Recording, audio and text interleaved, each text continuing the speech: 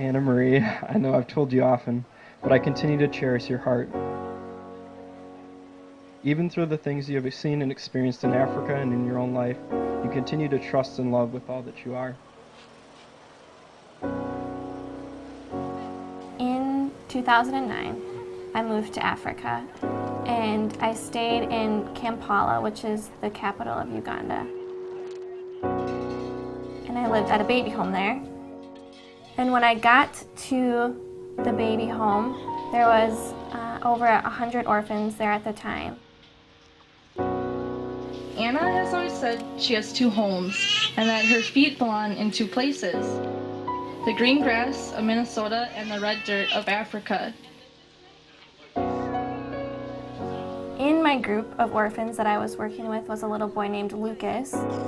He had been found abandoned when he was about 5 months old. And when he was found, he was malnourished and infected with malaria. There was significant signs of child abuse. And I looked into his cot, and he was laying there awake, just staring kind of up at the ceiling. And it was almost like he knew that if he cried, no one would hear him. And that was another thing that just made me feel like I had to take care of Lucas for some reason. He was always, all these little things kept tugging at my heart to take care of him. You know, I knew that something was different with him because he was always looking really dazed. And he always had really like a slack looking mouth, and he looked like he was kind of held together by a noodle almost, like he was just really wiggly. And I would just hold him and just hope, you know, like maybe he is okay, maybe he will be okay. But because of the time that I was putting in with him, he was really starting to respond to me. When I would come, if you could hear him crying, I would go to see what was wrong and he would stop crying. You know, like he was finally starting to recognize me and to know that I was there to care for him and that I would hold him. And so I felt really good about that, but I was also really torn because I knew that my time was almost over there. And I could tell that he was really declining. And he looked at me and he smiled, and I was holding him and I started whispering in his ear, "I won't leave you here. I'm going to come back for you. You'll be okay."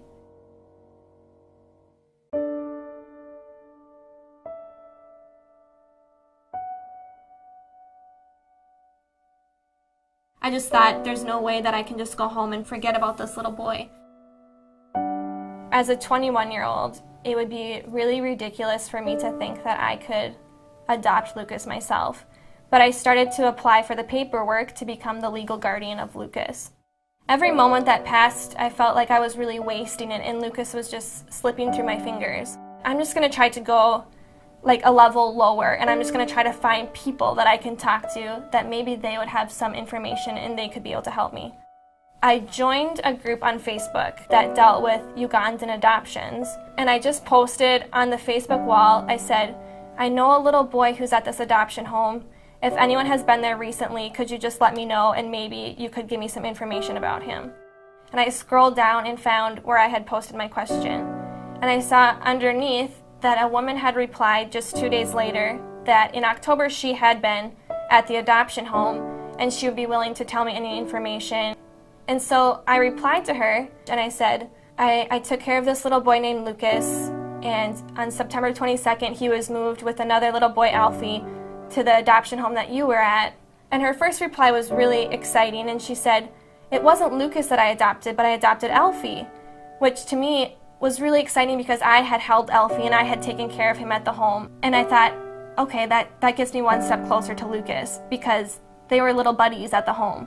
And so she said, "I'll keep looking and I'll see the information that I know about Lucas."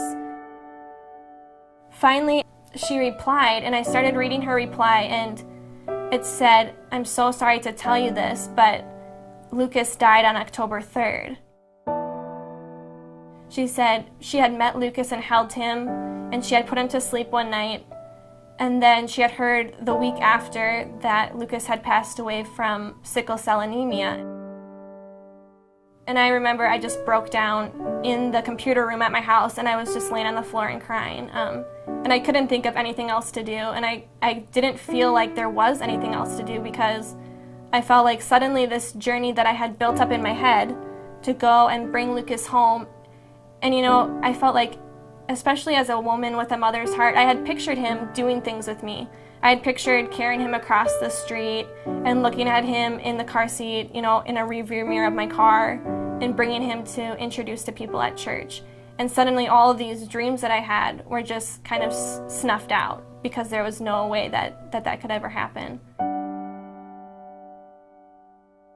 That whole story and that whole feeling of desperation for me and almost feeling like I had failed, there was really this hopeful moment coming through because Loveland, who had adopted Alfie, asked me if she could have this one picture of him, of Alfie, that she had found on my Facebook of when he was younger than she ever knew him. I said, of course you can have it. And I went and I found just tons of pictures of Alfie as a little baby. And so that was really important to me because I felt like as one life was lost, I was helping to build hope for another orphan. And that really meant a lot to me, and it really helped me to keep driving forward and to think maybe Lucas's story isn't over, and maybe Lucas's story can show other people how much we're connected.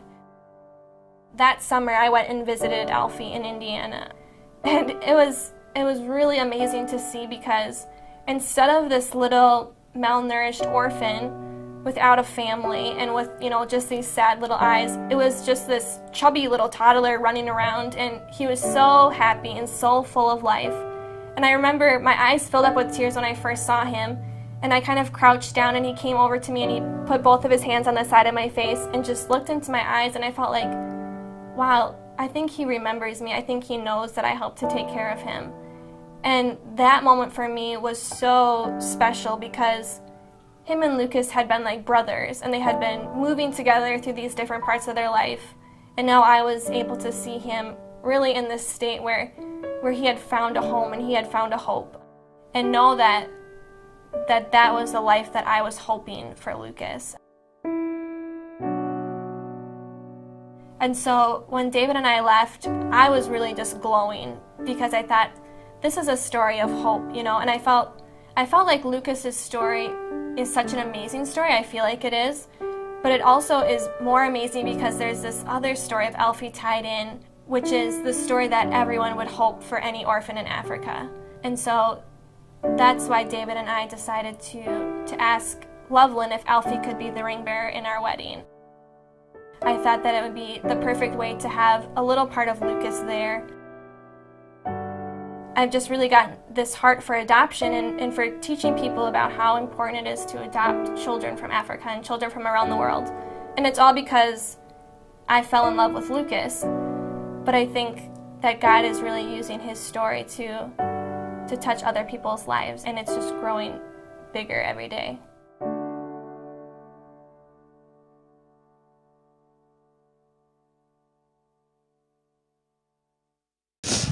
Okay, well, I always make myself cry. I don't know why I show that video before I do anything else, but it's a good condensed way for me to kind of introduce myself and my husband and our hearts and kind of what started our family on this journey that we have been on now for the last 5, 7, 10 years. So I just wanted to thank Jeremy for asking me to come and share it. He said that we were messaging about timing, but he didn't say what I actually messaged him was, I'll try to be a little bit early. And then I put a period, and then I said, just kidding, I'll try to be on time. Because, we have these 3 little rambunctious boys running around. And I'll kind of tie that all into the story of the Lucas legacy. But when I got here, I mentioned to my mom, I'm not sure if I can really preach with a Palmer sitting on the wrong side of the church, so I have to do I was like, why are Mike and Patrice sitting over here?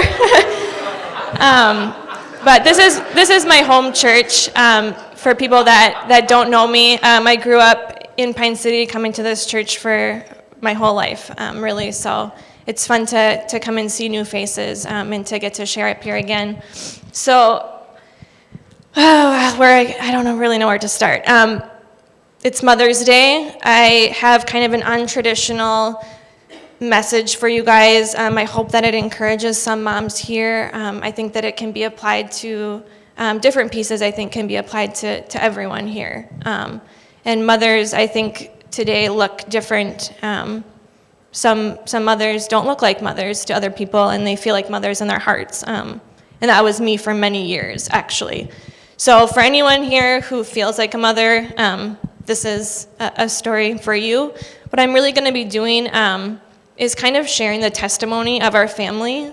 I know that the people that have gone to this church have heard a lot of our story and have seen, these different pieces come into play, but I don't know if I've ever really shared just kind of the testimony of how God has fulfilled his promises to our family, and how that's made me a mom. And then throughout that, I'm going to be sharing little bits and pieces of how each of our kids, the different lessons that they've taught me in my own personal journey to becoming a mom. And I hope that those little snippets will kind of resonate with different people here. So Lucas, I consider him my first son. He was the child that God used to really place a heart for adoption in me. Really before I even knew. I thought I was just going to Uganda to volunteer and come home, and that was never God's plan. And so David and I got married, shortly after that, and we knew that we would adopt because, that was now really had been planted in my heart. And David had got to meet the little boy Alfie that you guys saw, and his heart for adoption, really started to grow. But at the same time, we were pretty young when we got married, and we thought, we'll adopt, we'll have some biological kids, we'll just kind of be comfortable with each other for a while. So, you kind of like lay out the plans that you think your life is going to follow. About a year after we had been married, I started to get this feeling in my heart, kind of just this pressing feeling that we were supposed to start the adoption process. So I kept it to myself for a while because I'm not crazy. But I just kind of, was like, we've been married for a year. David, I can just say right away, is much more of the planner. He balances out me, who I'm just very much like, if I feel it in my heart, we're going to go for it. And he knows that doesn't always work out. So we kind of have like this checks and balances in our house, and he's the balance. But so I thought, okay, this is crazy. We've been married for 1 year. Neither of us had full-time, super stable jobs. We didn't have any money. We still don't, but that's okay. We lived in this little house that we rented. We had the little dog. So it was kind of like, okay, we were still newlyweds. And I started to feel this call from God to look into the adoption process. Some of you I know already know what the adoption process is like. Some of you may not know. But generally, it takes a long time. You go through all of these piles and piles of paperwork, and you have to apply, and you have to have people come and look at your house and talk to you and ask you questions. And you have to raise thousands of dollars. So it's a long process. So as I prayed about it and really felt, that the Lord had laid it on my heart, I talked to David, and slowly we came to the agreement that we would move forward. So in January of 2013, we sort of officially started our first adoption process. And we did our home study, and we read all of the things that said, an adoption in general that's international takes about 2 years. So we were like, okay, 2 years. That gives us time to like get our ducks in a row, and we can, we'll be married for 3 years, and we'll, be more stable. That's what we thought. So we started the process, and in 4 months after that, we got a phone call saying, we have a child for you in Uganda. And I was like, what? We knew that the process could go quicker, but 4 months was not what we were expecting. And I won't say this for each of the stories that I tell about our kids, but for every time, we've had miracles in our fundraising. So we raised, with our first adoption, about $20,000 in 10 days, where we needed that money to come through for us to be able to actually go travel and meet our child. But we got this phone call, and things kind of, people say, then things got real. And that was kind of the moment for us where we were like, okay, so we're actually going to have a kid in our house that we're taking care of, And I had kind of been, the driving force at the beginning of this, and we had agreed that this was what we wanted to do. But one night when David was gone working, I got really truthful with God, and I laid down on the floor in our bedroom, and I started to weep. Most of it was because of fear. And I can see that now, but then it was really hard to see because I knew that I wanted to adopt. And I knew that that was what God was calling David and I to do.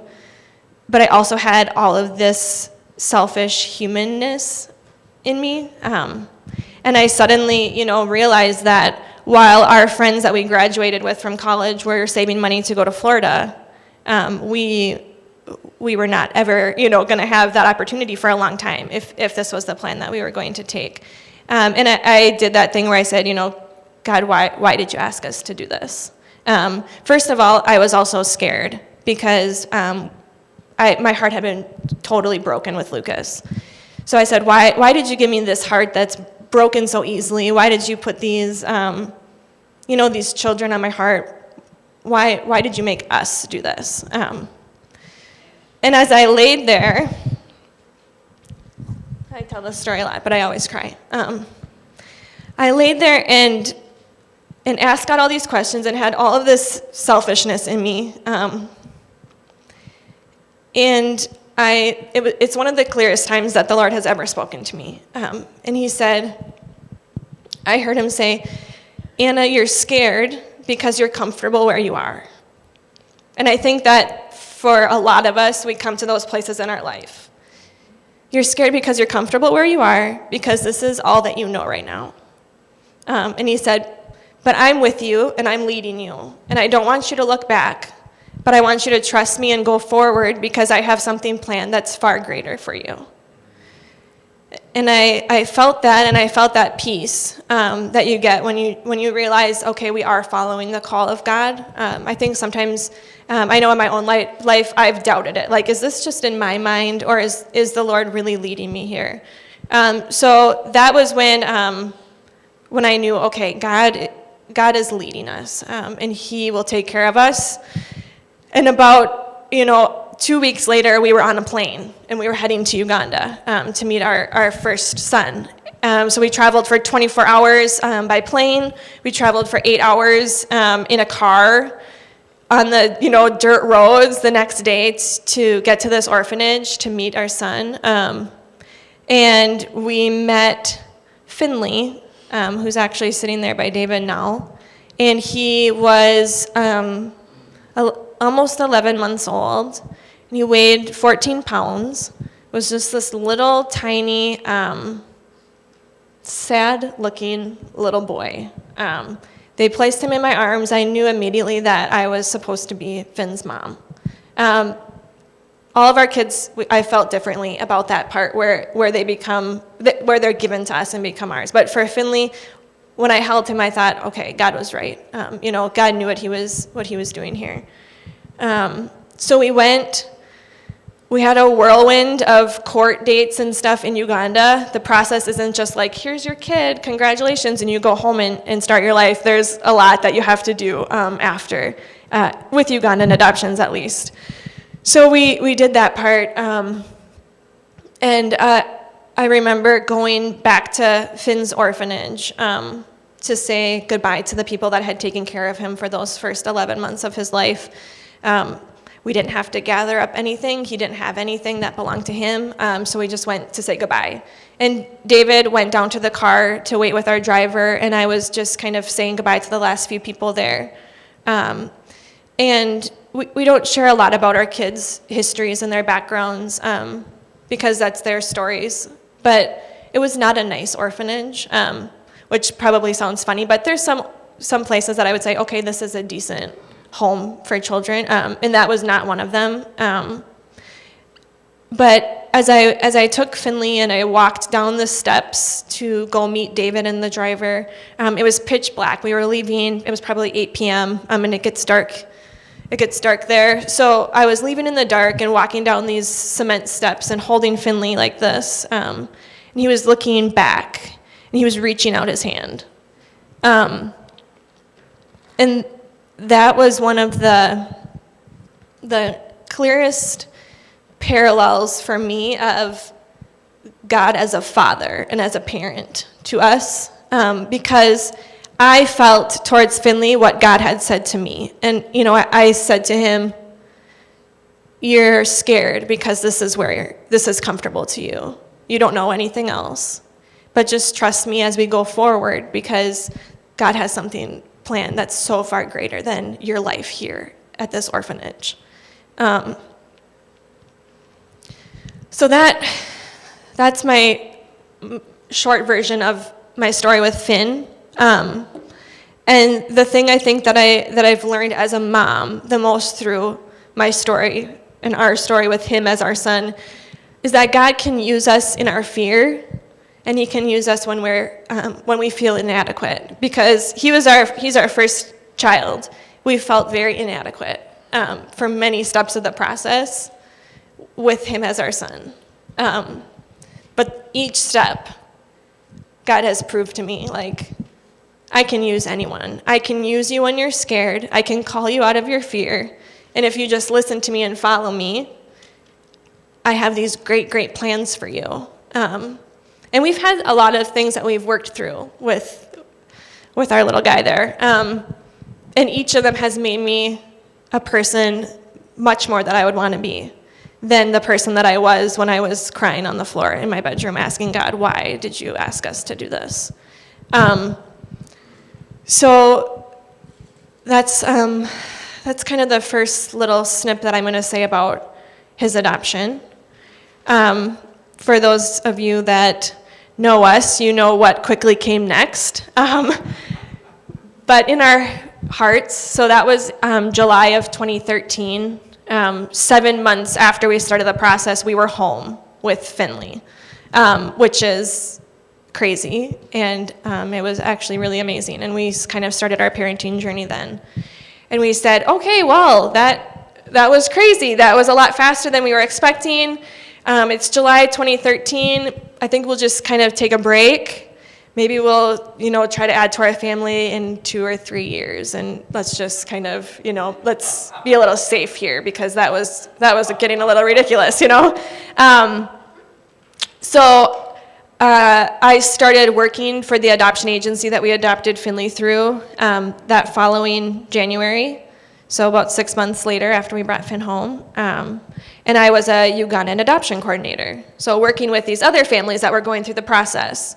I had been to Uganda at that point 4 or 5 times, so I knew the country and the culture, and I had done the adoption process. So they asked, would you like to help other families do this? And I said, sure, not really knowing what I was getting myself into. And I helped place children that needed families from Uganda with families that I was working with. So we would get an intake of a child. It's called a referral. It would usually have a little bit of information about a child that was needing a family. It would have a picture, and then I would be able to help to match that child with the best family for them. So in March of 2014, my supervisor called, and she was like, I'm having a really hard time. I'm looking through the family files that we have, and I have this child who needs a home, but I'm not finding a family to match him with. So she said, I need your help. I need you to call these families and talk to them about this little boy so we can match him. I was like, okay, tell me some more about him. He's 7 months old, little boy. So that was a disconnect to me, because usually these little infants, they're pretty easy to place. Families are a little bit more willing and open to accept a referral of a child who's a young child, because to a lot of people that seems safer. So I said, okay, well, what's the deal with him? Why can't we place him? Well, he's HIV positive, she said. His mom passed away from HIV/AIDS, and they tested him at the hospital, and he tested positive. So I'm thinking, okay, this is Uganda, this is Africa. It's not super uncommon, but families, as they go through their process to become approved for adoption, have to say, what special needs can you handle, and what special needs are you willing to take for a child, which is a really hard part of the process. So as we're looking through all of the forms of our families, there's none that say this family is approved for an HIV-positive child. So I thought, okay, let me call these families and talk to them and see if we can find this little boy a home. So I think we had 6 families that were looking for a young boy. So I called each of them, and I told them first, we have a 7-month-old boy, and they were very excited. And I said, but there's his mom passed away from HIV, and he's tested positive. No families, for whatever reason, were quite ready to say yes to this little boy. Some said, that they just didn't feel like God was calling them to parent a special needs child. Some felt scared for the other children that were living in their home. And this isn't a message about HIV, but people have a lot of very big misconceptions about what that looks like. So I hung up the phone with the last family, still had not found this 7-month-old boy a home. So I called my supervisor and I said, can you send me his file so that I have his picture? Because sometimes having the picture of the child to present to someone can kind of hook the family that he's supposed to be with. So she said, sure, let me send it to you. She sent it to us. I opened my email, put my head down on the kitchen table and started crying because it hooked me like that. And I thought, this is our son. I opened this picture and I'm looking at our child that we hadn't prayed about, that we hadn't talked about, that we knew this wasn't the timing for. So I said, okay, I think I have a family in mind. Yeah, I always, and then, okay, I'm just gonna pause too, because if you guys knew what my husband kind of went through living with me as the Ugandan adoption coordinator, you would probably just give him coffee and candy and everything every day, because I imagine that it's probably horrible. So I'm like, I think maybe I found a family, and she was like, great, that was so fast, and I was like, yeah, haha. So that, but in my mind, I didn't believe that this was going to happen, because I knew we have the checks and balances, right? So David gets home from work. It was actually a really nice day in March, so we were grilling out outside, and I always get this really nervous feeling because I think he also gets this feeling. And I was like, hey, can I talk to you about something? And I think that sentence now probably puts this feeling of dread inside of him. And I'm like, can I talk to you about something? And he was like, sure. Because David knows me very well, and he knows that I'm not going to ask him to talk about something if it's not something that's probably asking him, can we pursue another child for our family? So he said, sure, and I told him about this little boy. We have a 7-month-old boy. He's HIV positive. No one will take him. I saw his picture. I think he's our son. Okay, so yeah. So he said he would pray about it, and I thought in my head, this probably isn't right, because this is crazy. And it felt crazy, and it felt really a lot more scary than the first time, because of everything involved. And then I think 3 days later, David said, I think we should do this. And I was like, no, you're the balance. You're supposed to be the checks and the balance. And he said, I'm not going to be the one to say no to God.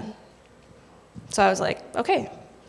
So I called my supervisor. I said, I found a family at the time his name was Richard. I found a family for Richard. And she was like, great, who is it? It's us. So we started the process again. This time it went faster for us faster. And we had all of our paperwork done, and we raised this, all of the funds that we needed again. We never really know where it comes from, but it came in. And we went over to Uganda. We brought Finn with us, and the process that time was much different. Uganda, the country of Uganda, and the adoption process there slowly deteriorates every year and becomes harder.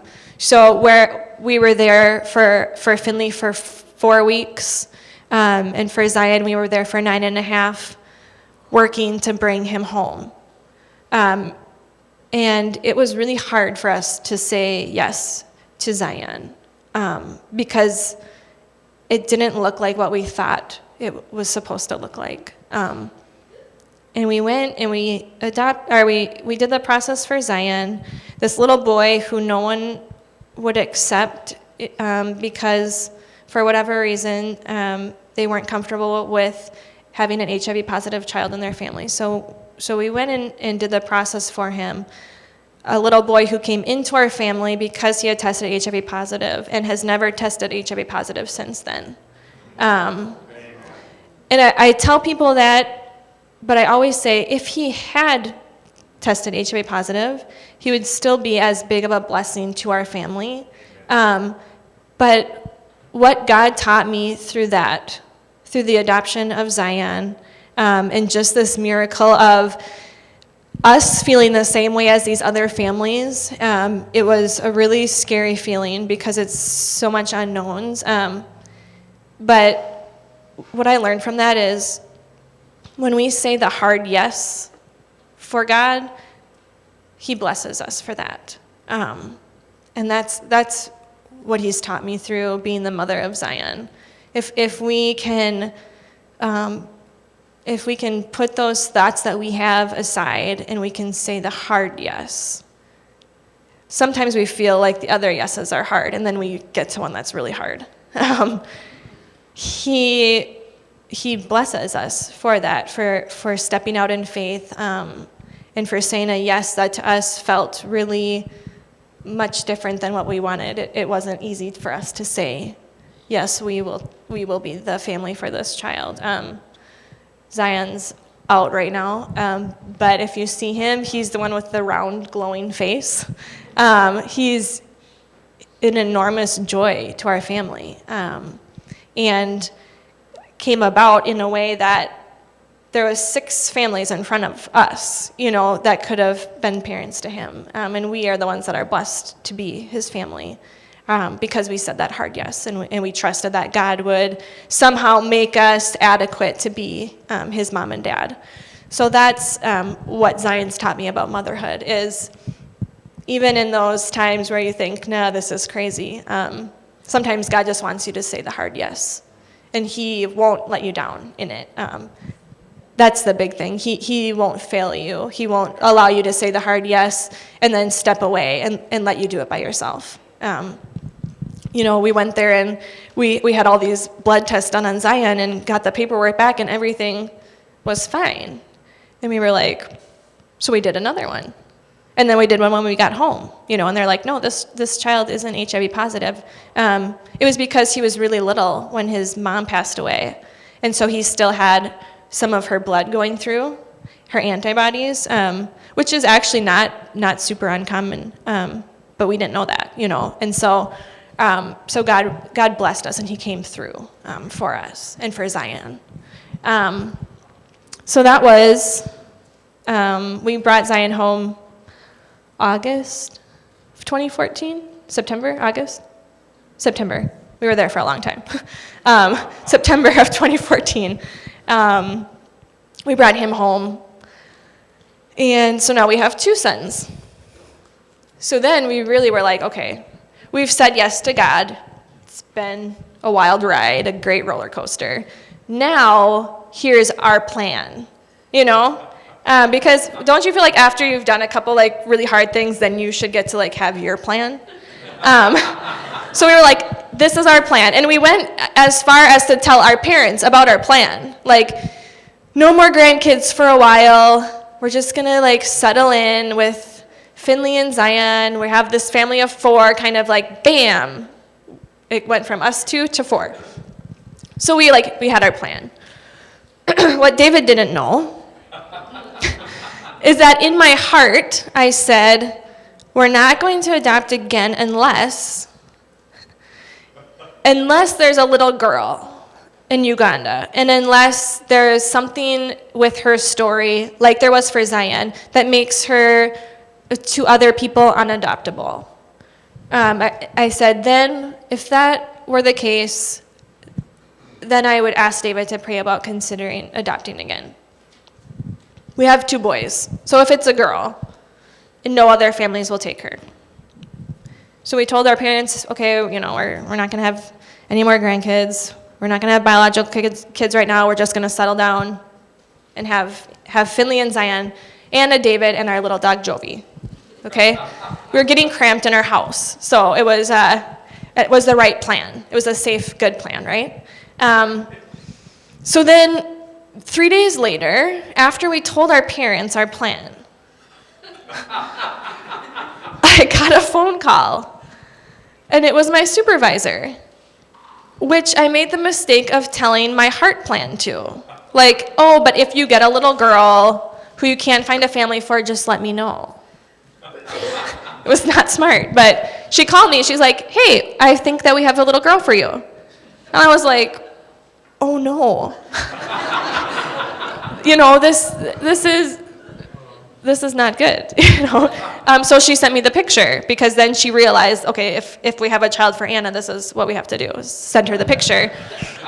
But she told me the story of this little girl named Divine, who had 9 brothers and sisters, and whose mother died giving birth to her, and who everyone in the village thought she was a witch who killed her mother when she was born, because they were all a witchcraft family.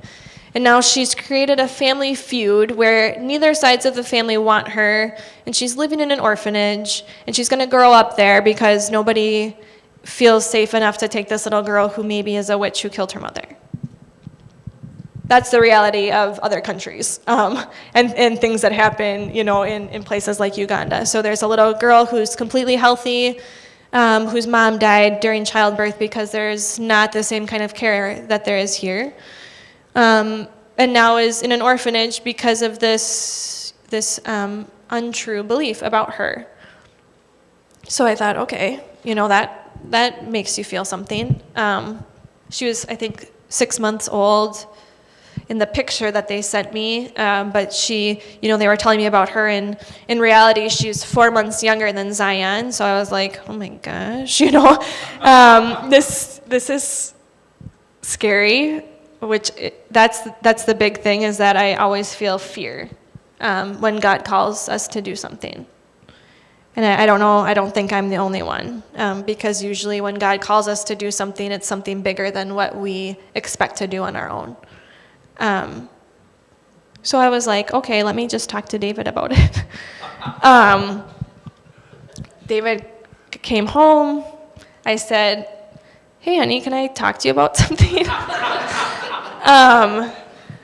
And at that point, honestly, in my heart, I knew he would say no. I was like, he's going to say you're crazy. He's going to say, no, don't ever say that sentence to me again, So he said, yes, you can talk to me about it, and he's looking at me like, I have to say no. He's looking at me already so that I have the feeling like, okay, he wants me to know that I can say this, and then he'll say no. So I told him about it, and I said, the staff in Uganda who know us now, because we go every year, they want this little girl to have a family, but they know that her story is messy, and there's a lot of fear in offering a messy story to a family that hasn't adopted before, because things can go wrong. So I said they want her to have a family, but they don't want me to offer her referral to another family, but they want us to do it. So then we sat there, and he said he would pray about it. Okay, so I told our supervisor, I don't think this is going to happen. I don't know, I don't know if there's another family that we can think about that's adopted again or adopted before. And then David said yes. So you guys can give a shout out to him, because I told him a couple of weeks ago, I said, you're brave. You're really brave. Because it doesn't look like the traditional building of a family. And I don't know what that feels like, because we haven't had biological kids.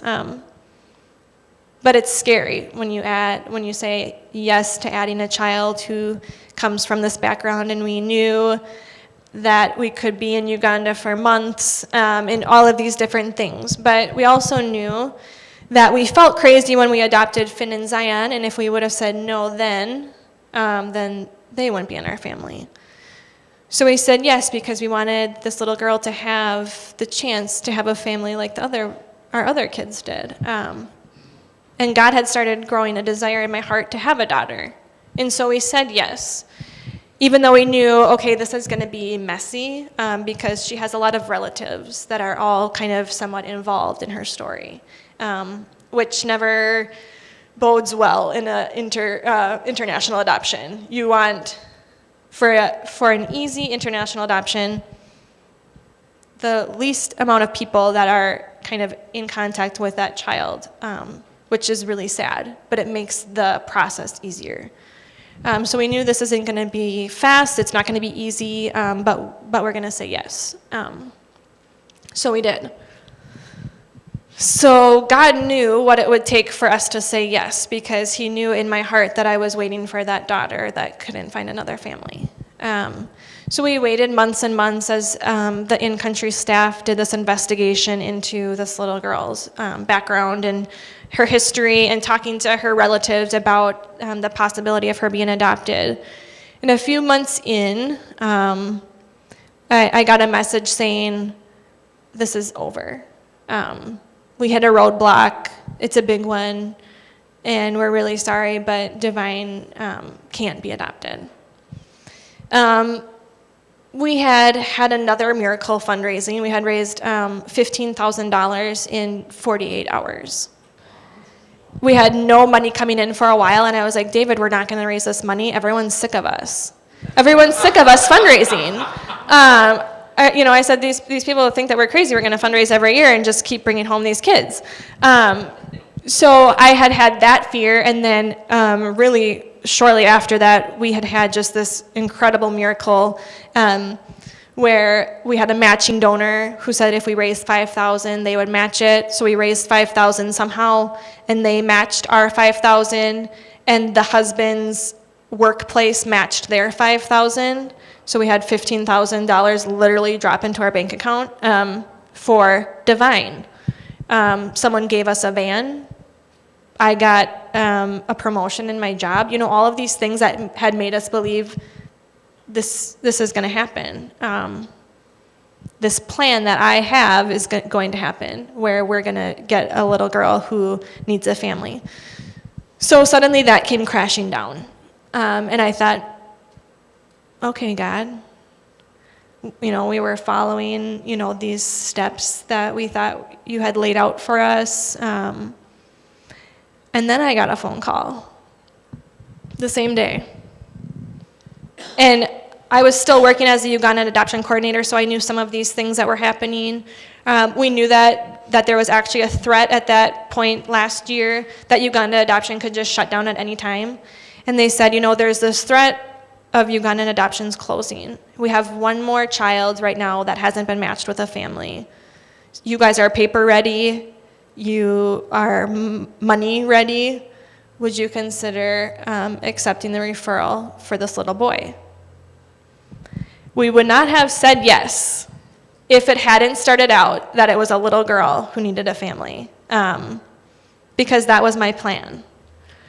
And it still amazes me that God knew what it would take, first of all, to get a family that will consistently pray for this little girl who right now is not able to find a family outside of Uganda.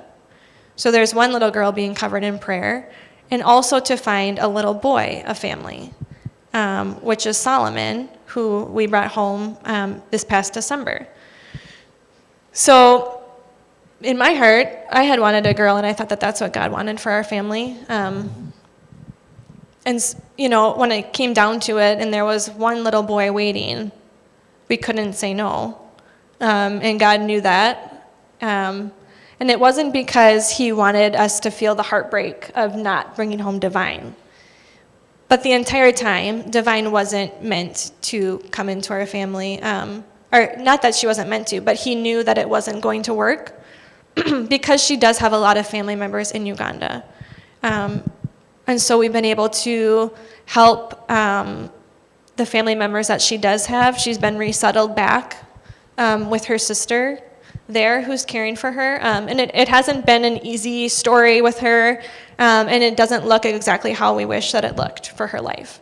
But God knew that that's what that was going to look like. And he also knew that Solomon was supposed to be in our family. So he did what he does, and he led us in the way that he knew would end up with his plan over ours. And so Solomon, we were there in Uganda also for a very long time. I think 10 weeks or something, and it was supposed to be very short. Because maybe they just told me that so that we would do it. I don't know. But it was not. It was about 10 weeks again. And there was sometimes where I would call David I'm never coming home. I'm here forever. I can't get out of here. And then we brought Solomon home in December. And the part about motherhood that Solomon has taught me is that God knows better. He knows better than us. And even though in my heart, I still want a daughter, and David knows this, I still have a heart for a daughter, but we love Solomon. He came into our family and there's nowhere else that he should be. He is an incredible fit with our family. He is a little spitfire. And you guys probably haven't, seen him as much just because, he's our most recent child. But God has made it clear from the very beginning of us saying yes to Solomon that was what his plan was. For us to pray for this little girl and to make sure now that we check in with her and we make sure that she's doing okay. And God knew that she needed someone to do that, even if she wasn't going to be released for adoption. But God also knew that Solomon needed a family, and that we were the family for him. So we have these different lessons that God teaches us throughout our life. Mine have been mainly taught to me through my children, that God can use us in our fear, and when we are not adequate for what he's calling us to, he doesn't care, because he's bigger than that. And I tell my families that I work with, just let your faith be greater than your fear. You see that, around different places, but it's really so true in my life, because there are a lot of times where we let fear stop us, But if your faith can even be, that mustard seed greater, God can do things with that. And then he can bless us if we say yes to the hardest things. And he will, and he won't let us down in that. And he knows better than us. Those are the three things that my sons have taught me. And then Lucas, this story of Lucas. Lucas was my first son. I went back and visited his grave in Uganda before we adopted the other boys. And it was really hard. It wasn't a nice grave. I had pictured in my mind kind of the red dirt of Uganda and a nice tree with some shade, right? You picture things that you want to be true. And it wasn't like that. There was a lot of, there was these tall weeds growing. His name was misspelled on his gravestone. There was a goat sitting on his gravestone before we got there, so we had to, brush that off. And I was so thankful in that moment when I went and visited Lucas's grave that only his body was there. I'll never forget. I cried and I wept because of sadness for myself, but I was so thankful that It was just his body. But what the story of Lucas has taught me, and we have this organization, the Lucas Legacy, because of Lucas, other kids are coming home. And then because of other families seeing these kids coming home, they ask me and talk to David, how can we do this? So he does have a legacy. And the organization, that Pastor Jeremy talks about sometimes to you guys, we raise funds and do projects for homes in Uganda, like the one that Lucas died at. We want these, there's some just really easy things that we can do here to make it a lot easier for them. So that's what the Lucas Legacy does. But the legacy itself is our sons that you guys see now, coming with us to church. And what Lucas has taught me about life and about being a mother is that when people say, everyone says like all things happen for a reason, or that must have been God's plan. I've had so many people say that, to me, and nobody means anything wrong by it. But when I really think about it, I tell them, not everything happens how God wants it to happen. There's sin in the world. We're sinful people. We make our own decisions. We don't always follow God. We don't always trust what his plan is for us. So we don't always follow his plan. Things just happen. But I say, not everything happens according to God's plan.